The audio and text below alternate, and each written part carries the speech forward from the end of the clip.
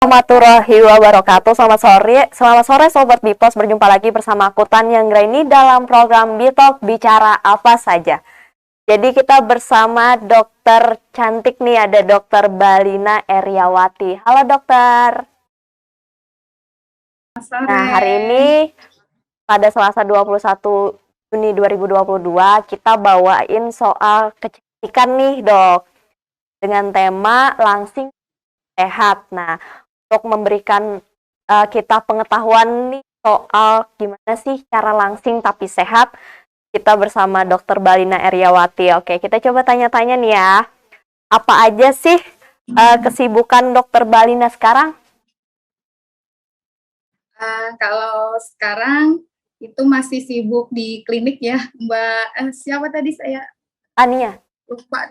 Iya? Tania. Tania. Nah. Iya. Kalau siang sampai sore saya di klinik estetik. Kemudian kalau pagi saya biasanya olahraga. Itu sama ngurus anak dan suami, itu aja sih. Udah punya anak sama suami dok? Dikira kita seumuran aja gitu dok.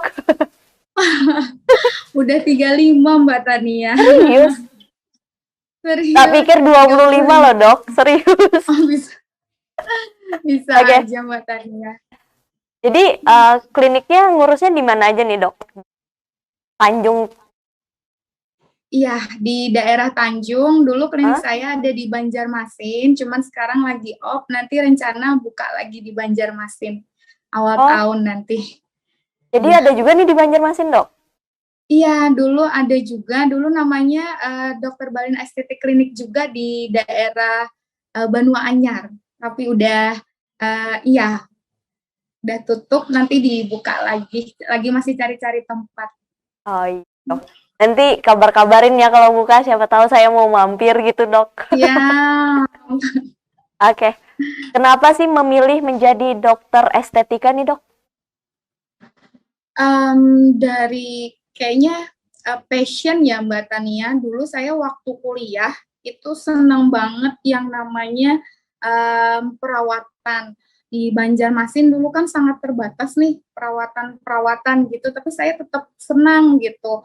Akhirnya habis lulus dari kedokteran, sempat kerja di puskesmas, tapi kayaknya lebih tertarik mempercantik diri. Begitu akhirnya mengikuti naluri hati sendiri gitu untuk ke bidang ini. Kan perempuan nih identik banget dengan kecantikan ya dok, jadi ingin memperdalam gitu ya.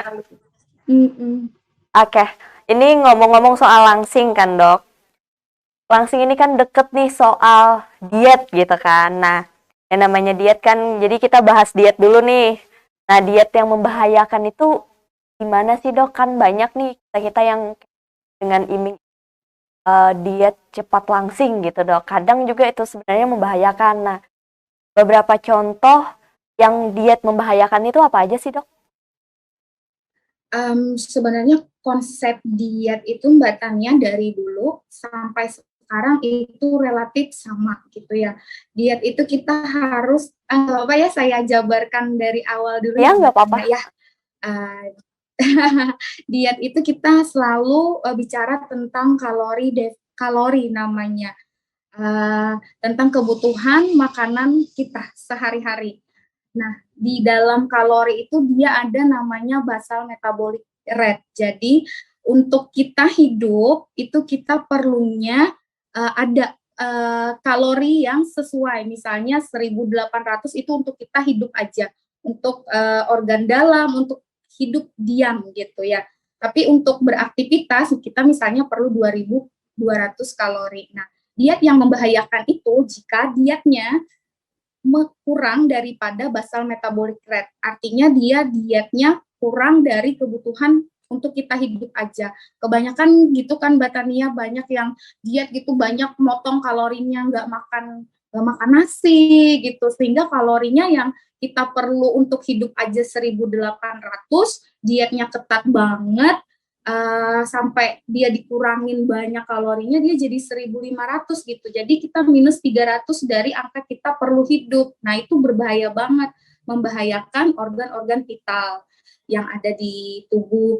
Akhirnya jatuhnya nanti pusing, tubuhnya kelaparan, starvation namanya, starvation mood. Jadi tubuhnya itu kelaparan, jadi bisa jadi pusing gitu, kurang fit, lemes gitu. Jadi setiap diet apapun jenisnya itu tidak boleh kurang memberi kalori ke tubuh di angka basal metabolic rate, BMR namanya Mbak Tania. Nah, setiap kita ini beda-beda, BMR-nya saya sama Mbak Tania itu beda sesuai berat badan dan tinggi badan. Jadi kalau diet itu kurang dari BMR tadi itu jatuhnya udah berbahaya. Tapi kalau misalnya di atas BMR, insya Allah semuanya bagus-bagus aja, asal jangan memakai obat gitu ya Mbak Tania.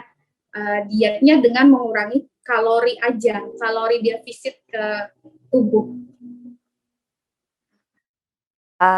Ya tadi kita udah nyerempet-nyerempet soal diet minum obat tadi ya dok. Nah, pendapat dok secara spesifik nih soal diet minum obat pelangsing dengan iming-iming cepat menurunkan berat badan tuh gimana sih dok? Kalau menurut saya sih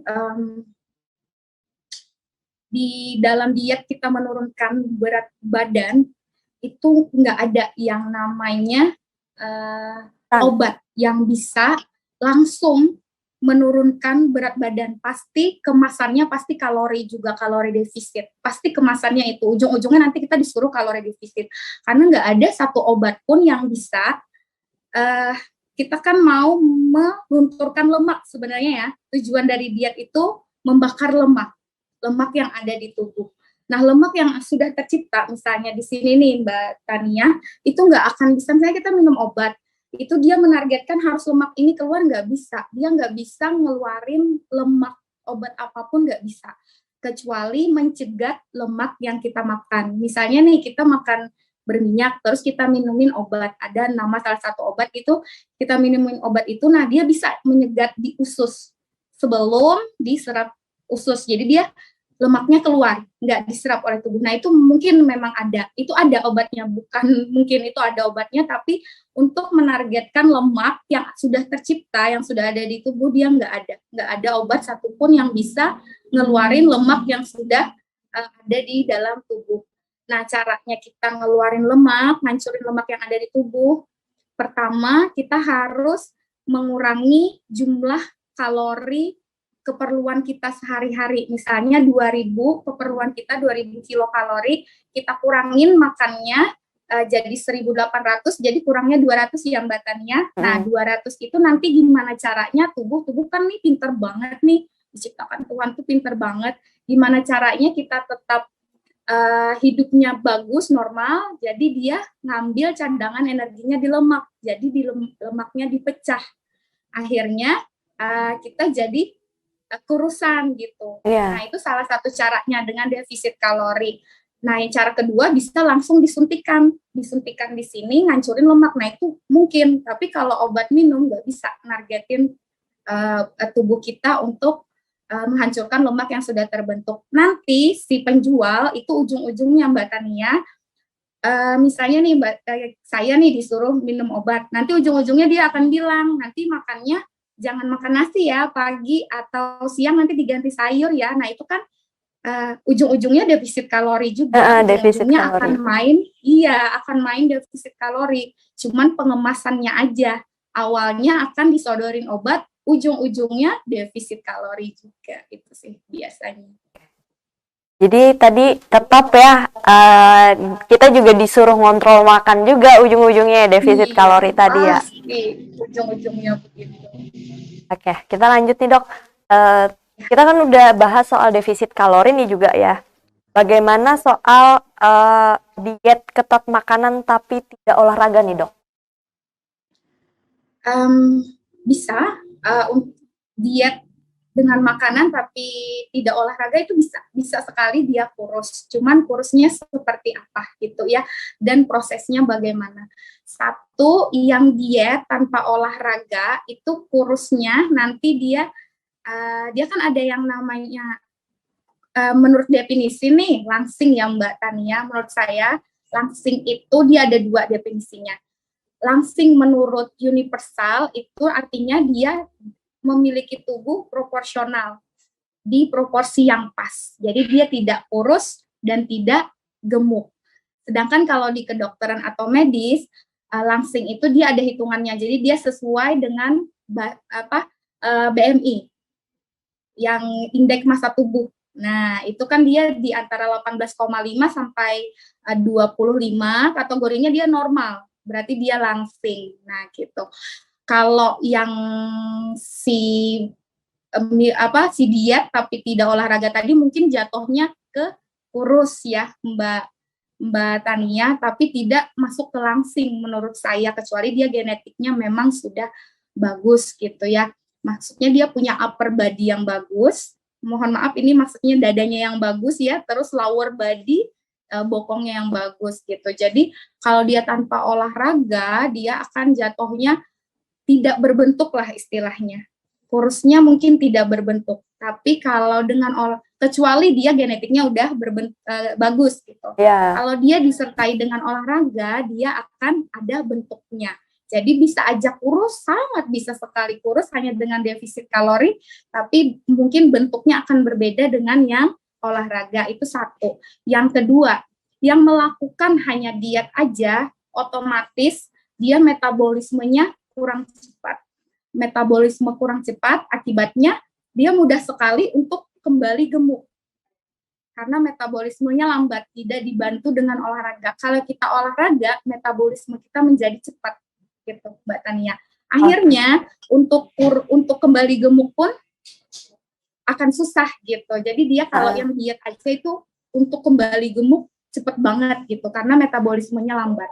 Semakin kita olahraga, semakin metabolisme kita baik, semakin pencernaan kita bagus, untuk naik berat badan secara cepat juga enggak. Jadi ada dua ya perbedaannya kalau dia diet aja sama dia olahraga, dalam bentukan tubuh juga dalam kecepatan metabolisme. Oke.